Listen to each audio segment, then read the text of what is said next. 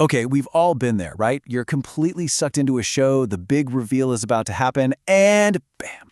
A loud, obnoxious ad break just shatters the whole moment. It's so frustrating. But what if I told you that exact feeling has thrown the entire advertising industry into a full-blown crisis? Today, we're going to break down not just why digital advertising feels so broken, but more importantly, how it's starting to be fixed. All right, let's get into it. Let's just kick things off with one number that honestly says it all, 90%. That's the percentage of us, you and me, who skip an ad the very second we're given the choice. This isn't just a small trend, it's a massive collective rejection of the way things are done. This one number shows a gigantic disconnect between the people making the ads and the people they're trying to reach. And that rejection, yeah, it has some pretty serious consequences. Because it's not just about skipping, it actually affects what we buy. Check this out. 71% of people say they will actively avoid buying from a brand if its ads irritate them. So the very tool that's supposed to get you to buy something is actually pushing you away. It's this crazy paradox that the industry is finally being forced to deal with. So you gotta ask, how did we even get here? How did we go from humming along to catchy TV jingles to desperately mashing the skip ad button? Well, that gets us to the absolute core of the problem. It's not that we hate brands or products, it's because the whole advertising model is basically stuck in the past. And this totally outdated approach, it comes with, a staggering price tag, $72 billion. That is how much money gets spent every single year on video ads that we either skip, completely ignore, or just block altogether. It's a mind-blowing amount of waste, all because the old model keeps chasing views even when no one is actually watching. And this slide, it just lays out the reason why so perfectly. On the left, you've got the old model. That was us, passively sitting on the couch, watching whatever was on TV. We had to sit through ad breaks. But on the right, that's the world we live in now. We are active viewers. We stream what we want, when we want. We're in control. And our patience for being interrupted, it's basically gone. The problem is, the ads didn't evolve when we did. But what if the industry stopped fighting this new reality and actually started to embrace it? That's where we're seeing this massive shift in thinking. It's a huge turning point, moving away from the interruptions we all hate and towards something new, integration. That might just be the thing that saves advertising.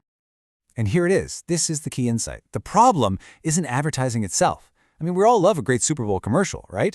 The real enemy is interruption. When an ad feels like it's violating the experience that you chose to have, that's when you start to resent it. And that one simple idea, well, it changes absolutely everything.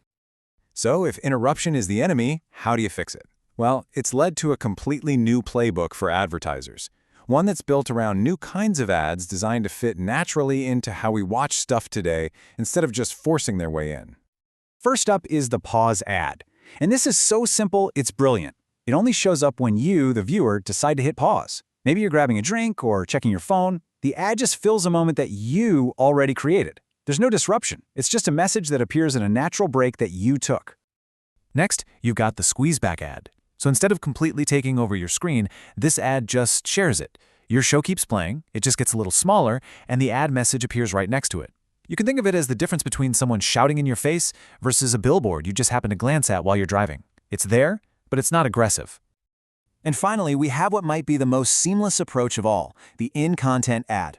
Thanks to some pretty incredible new tech, brands can digitally and seamlessly place products or logos right into the scene of a show you're watching. So the ad literally becomes part of the story, not a break from the story. It exists inside the world you're watching.